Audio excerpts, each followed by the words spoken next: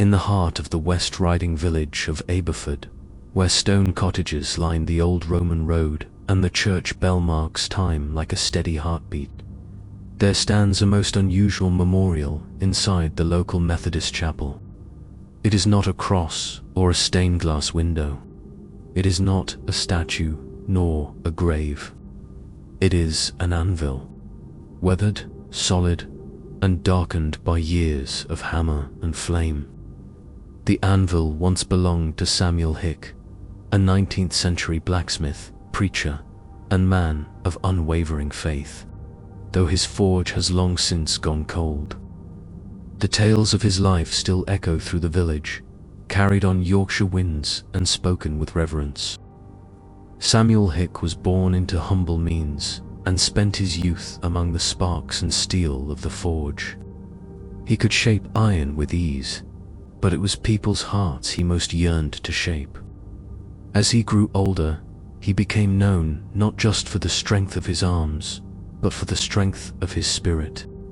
A devout Methodist, Hick preached where he could, in fields, barns, and even by the heat of his own anvil, when there was no pulpit to be found. His sermons were simple but fierce, forged like the tools he made, blunt, honest, and lasting. Villagers, farmers, and wandering travelers alike came to hear him speak. He never turned anyone away, not from his forge, not from his home, and certainly not from the Word of God. The most famous story, the one that turned his anvil into an altar, happened during a hard summer in the early 1800s. Hick had gathered a group of villagers for a special meal and prayer meeting. He had corn, just enough to be ground into bread for the congregation.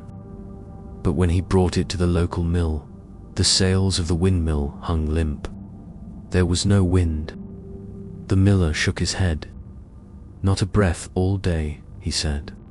"You'll have to come back when the weather turns." But Samuel Hick didn't leave. Instead, he stepped outside, lifted his eyes to the still sky, and began to pray. His voice wasn't loud, but it was sure. He asked not for comfort or wealth, not even for himself, only for the Lord to send wind enough to grind the corn so the people could eat and share in fellowship. And then it happened. From the south, a whispering breeze stirred the grass. The sails began to creak. Then, with a groan and a whoosh, the windmill came alive, the blades spinning faster and faster until the gears clanked and groaned and the stone wheels turned.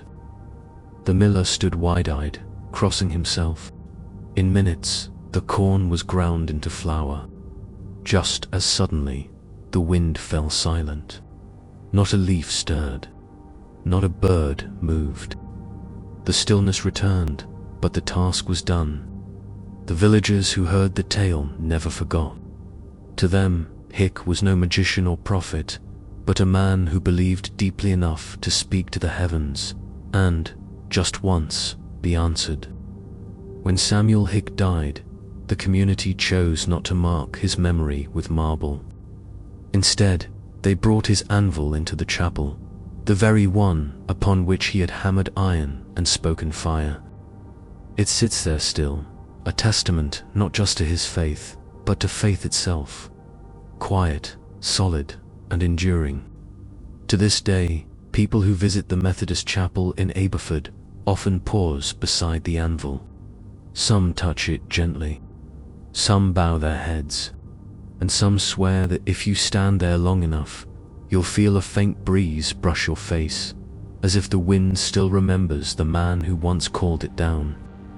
If you enjoyed this eerie tale from Britain's haunted past, don't forget to like, subscribe, and comment below with your favorite legend or share a chilling local story of your own.